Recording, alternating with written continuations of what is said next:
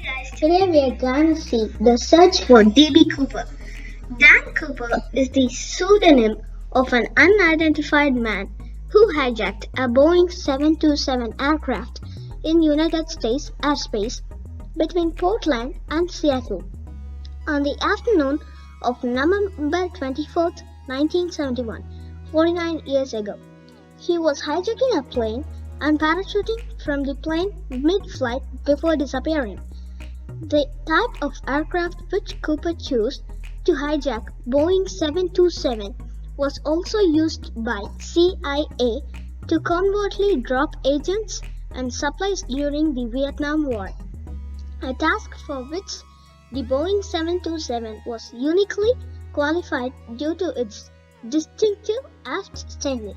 So it's fairly safe to assume that Cooper chose to hijack a Boeing 727 specifically because it provided a relatively safe means of escape. It's clear that Cooper came prepared.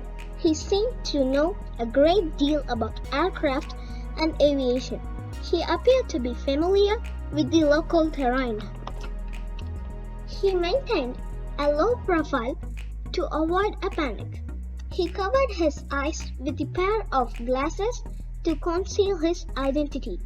He left a very little evidence behind, and he demanded 4 parachutes to force the assumption that he was taking a hostage.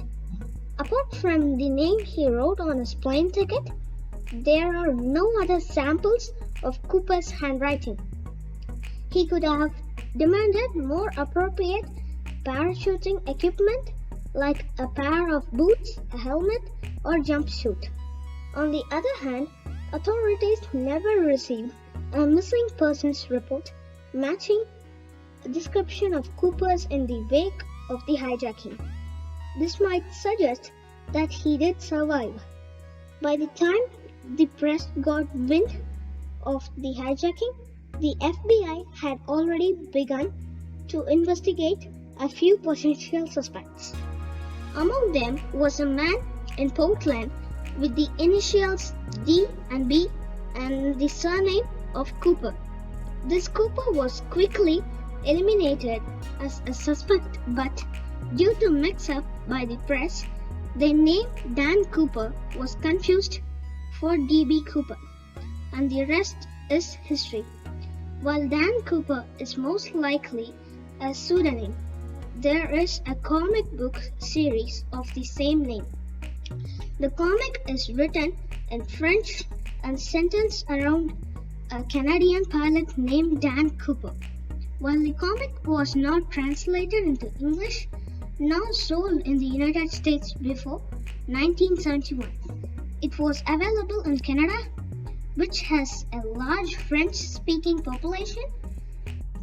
Given that American and Canadian accents can be difficult to distinguish, Cooper was a bilingual Canadian, while testimonies provided by the crew after the hijacking include phrases like $200,000 in cash and circulated US currency.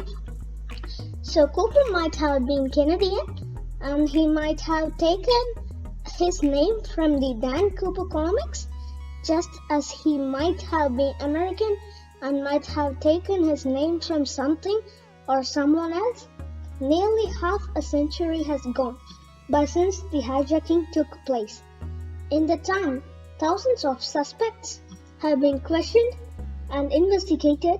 In 2016, the FBI had to admit defeat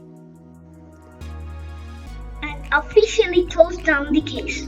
Unless someone stumbles upon Cooper's remains or manages to track down the rest of the money, it seems there is little hope of resolution. Did Cooper survive? I have no idea.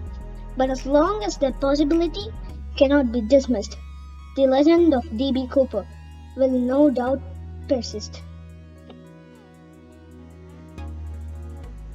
If you like my video, please subscribe my channel and just give me some ideas about creating new videos. Bye, we'll see you next video.